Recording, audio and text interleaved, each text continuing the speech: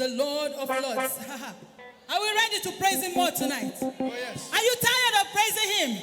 No. If you cannot appreciate God for anything, the breath of life in you is enough for you to appreciate him. You know one can sleep and will not wake up. That will not be our portion in Jesus' name. So long as you are walking, so long as you are alive, please just give him praise. Let's just continue to praise the Lord. Somebody shout hallelujah!